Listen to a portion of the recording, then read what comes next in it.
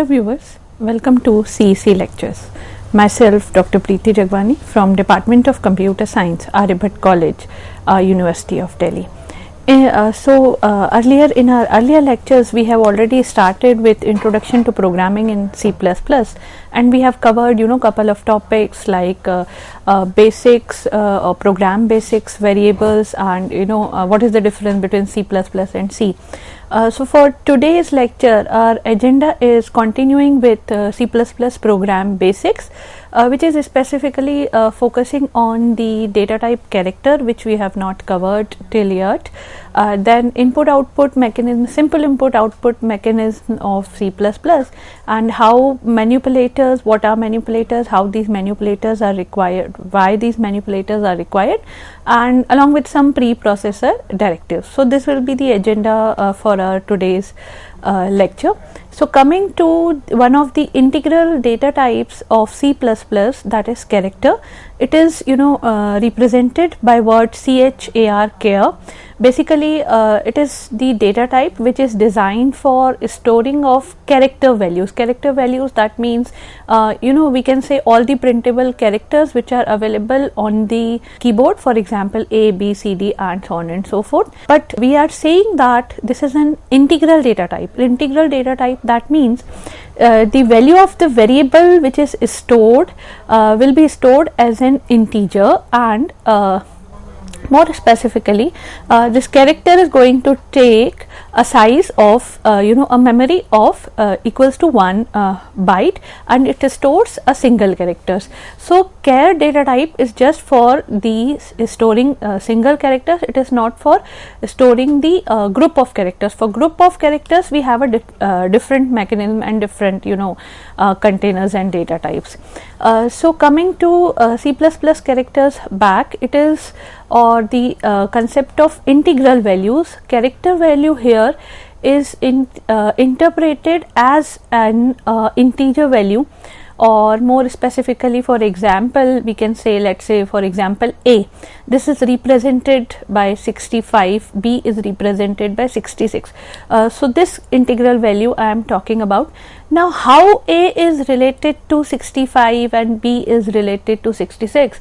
The ASCII value of A is 65 and ASCII value of B is 66. So basically I can say the character value or the character which is stored inside that variable of data type character is interpreted as an ASCII character.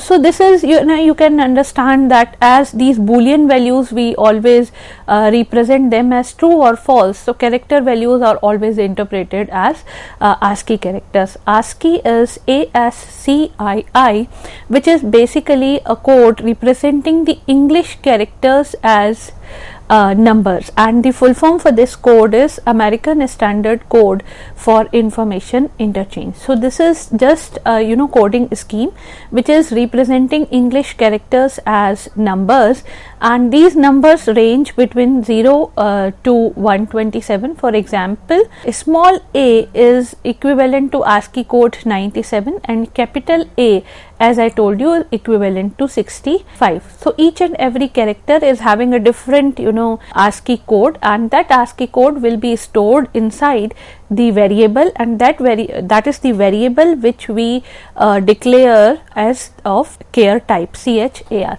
How are we going to represent these things?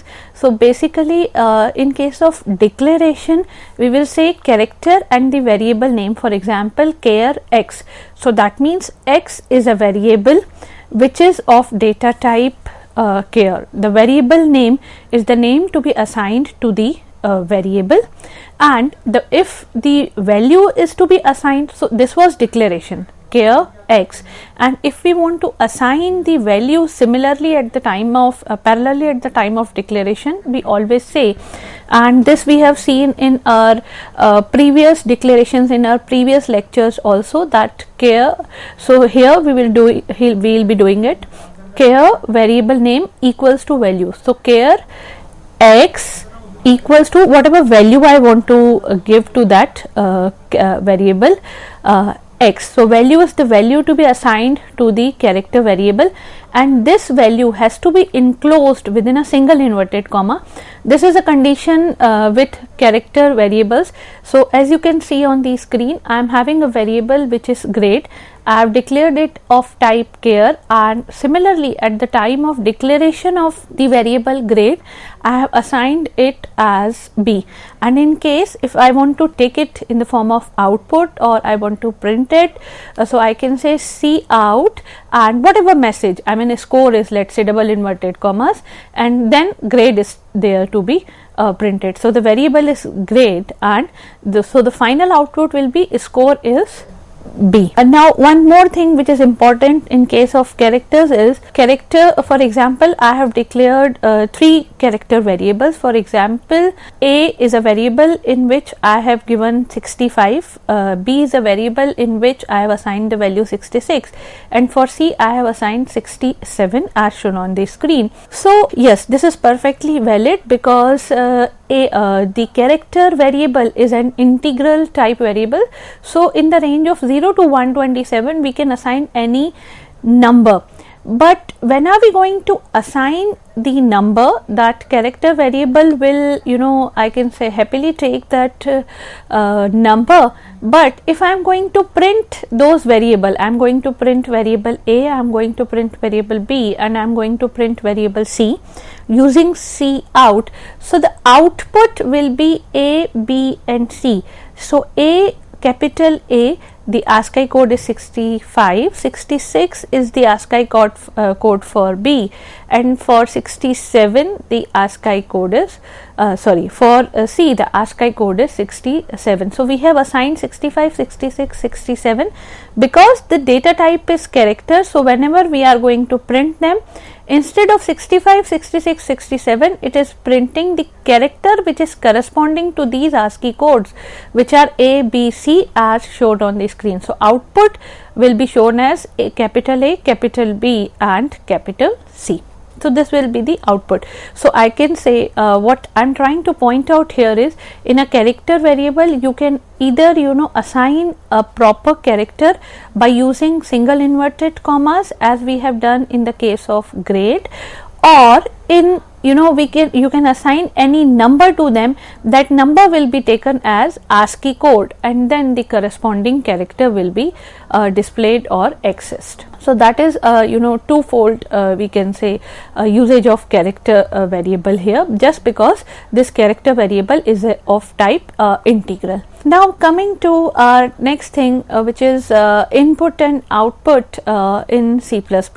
So as you all aware that for taking input we you know, use cin, and that's we have covered in our previous lectures, and for printing we have used cout.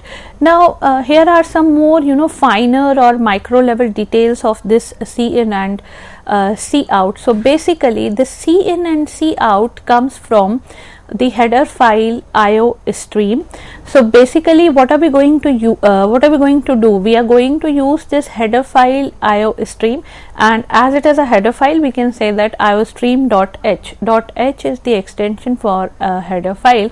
Now we are going to use this iostream header file to receive data from keyboard as well as to send output to the screen. That means if we are going to take any data from any standard input device, here obviously we are taking keyboard as the device because we are inputting data from keyboard in simple programs at least, and we are sending output to the to our monitor or to our screen. So here we are going to take examples of input device as keyboard, and as output device we are going to take screen.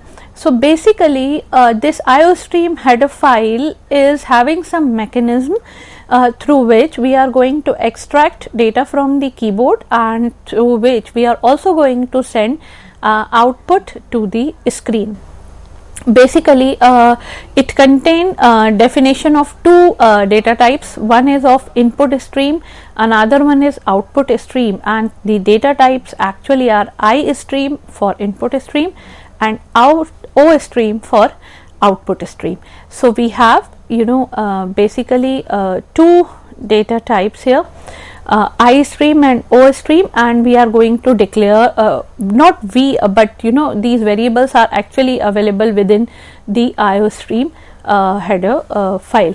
So input output, if we talk about, so that is C++ takes its input and output in the form of stream. These are the streams, these are the byte stream, these are the streams which are containing bytes from a particular source to destination. So this could be from your from keyboard to your program, or from your program to the screen, depending upon the stream which we are taking into consideration is an input stream, or the stream which we are taking into consideration is the output stream.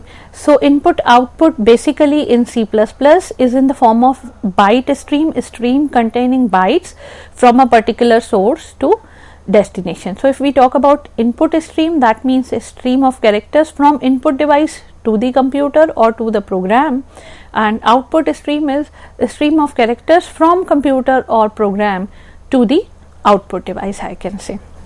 So this is the concept of input stream and output stream, and these input stream and output stream are having two variables. One is Cin and another one is Cout, and Cin and Cout are actually the terms which are very familiar with you people now. So Cin is Cin is the variable which stands for common input, and Cout is the variable which stands for common output. Now how are we going to use this Cin and Cout? So we have seen that this Cin and Cout are the variables of type stream of type stream, input stream and output stream, and these input stream and output stream are having their declaration within IO stream .h file. So in order to use Cin and Cout, we need to include this IO stream.h. and if you have remembered that in our first program, which was a kind of traditional program of hello world, we have used this statement which is hash include IO stream.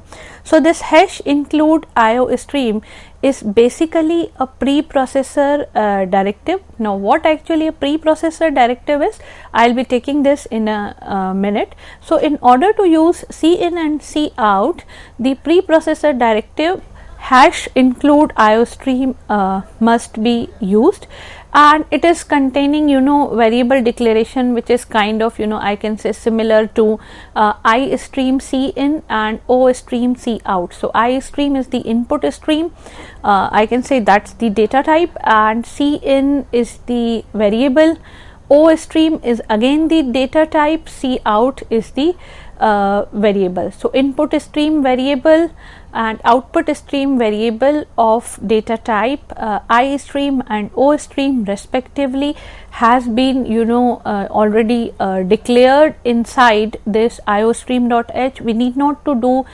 anything for this Cin and Cout, except we will just call them and use them. So that's what the idea behind input and output stream. So let me summarize this once again, the concept of input and output. We have IO stream, that's a header file, and that header file has to be included into the program if we want to use Cin and Cout. That header file is containing these variables which are named specifically as Cin and Cout, and these are of the type variables input stream and output stream of the the data type of Cin and Cout is I stream and O stream, representing input stream and output stream respectively.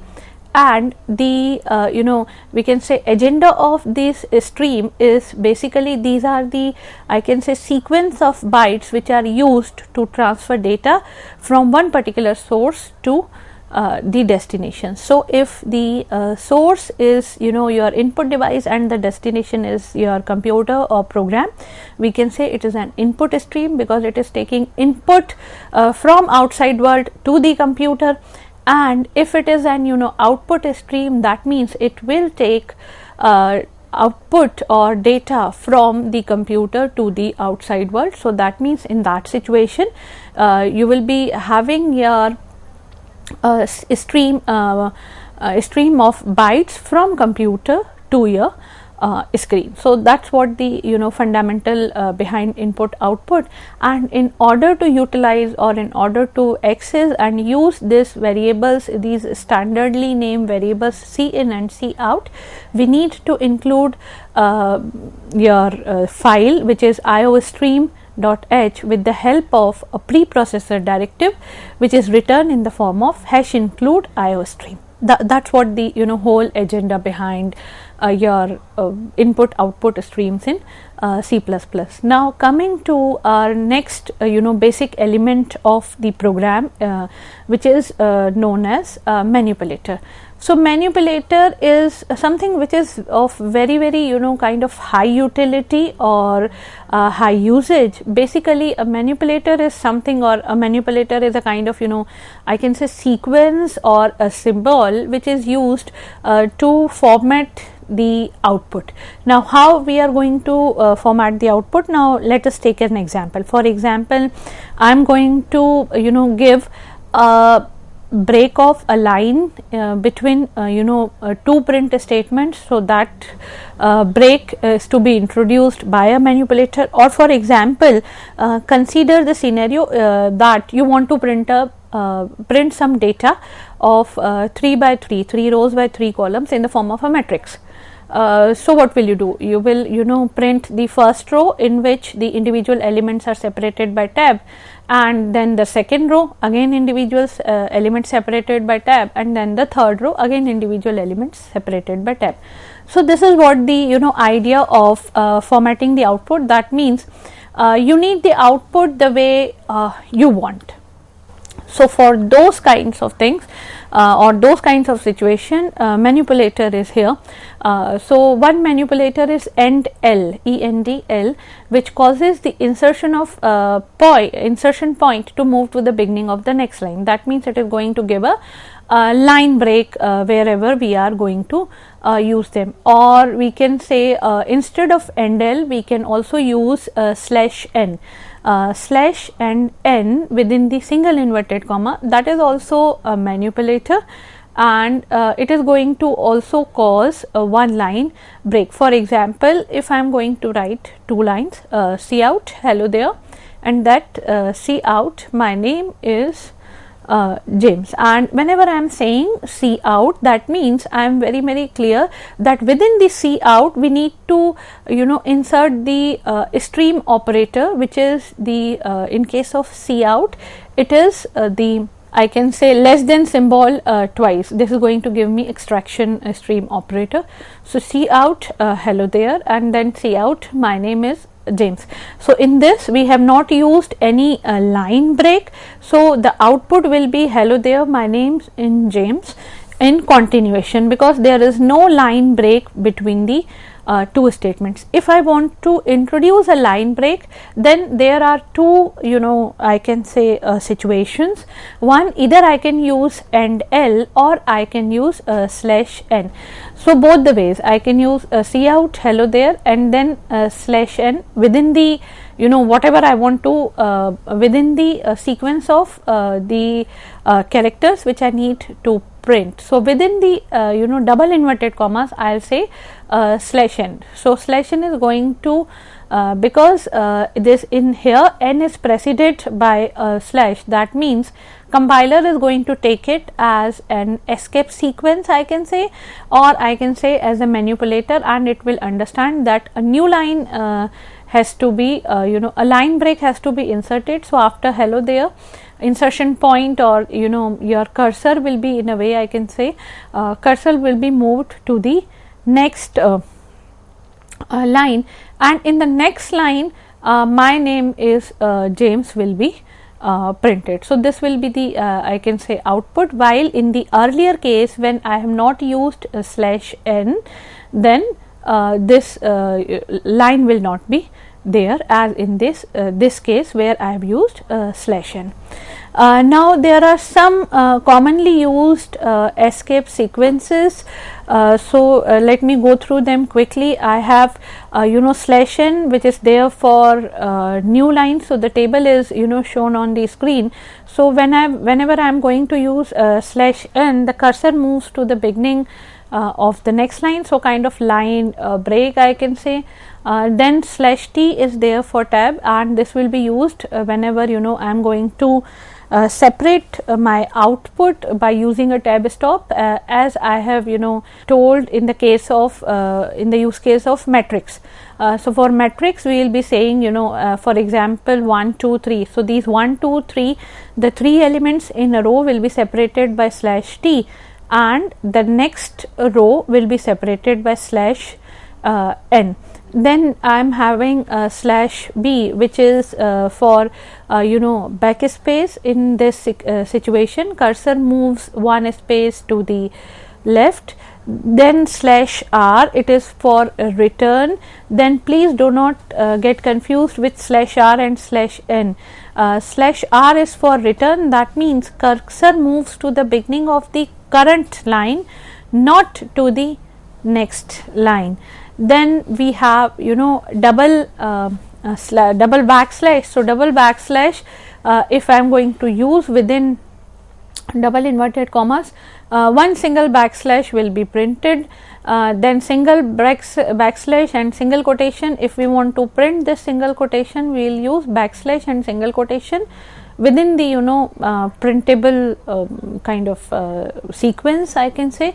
Then if I want to print double inverted comma, I will be otherwise the double inverted comma will not be printed, because double inverted comma signifies the start and stop of the sequence of characters which you want to print. So we always say cout and then extraction operator, stream operator, I can say, and then hello. So that hello is there in the double quotation.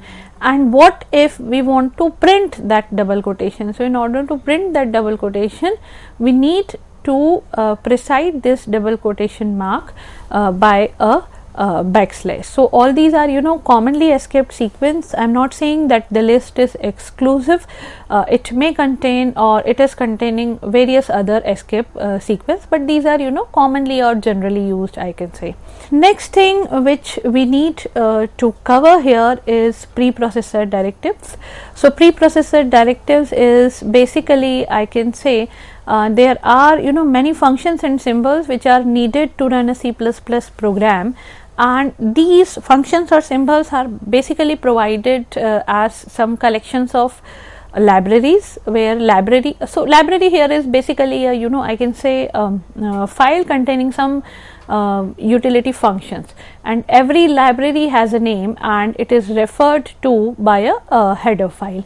So these preprocessor directives are the commands which are given to the preprocessor with and these commands start with a hash symbol, and please notice that there will be no semicolon at the end of these commands. As we have seen in our first program, we always use hash include IOStream.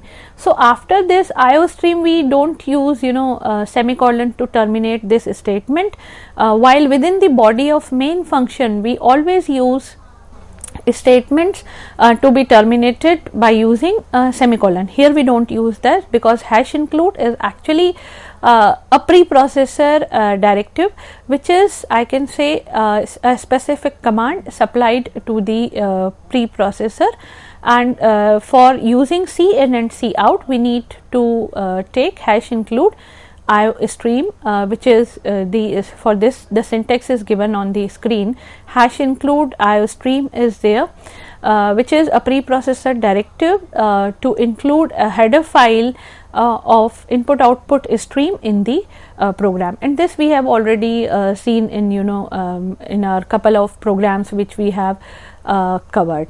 This is this is I wanted to cover in this particular lecture, and here are some references for the lecture.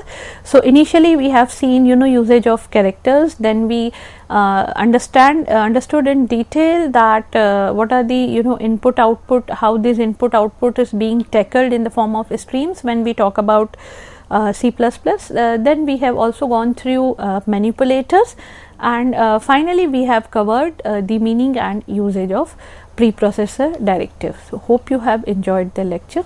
Thank you for a patient hearing.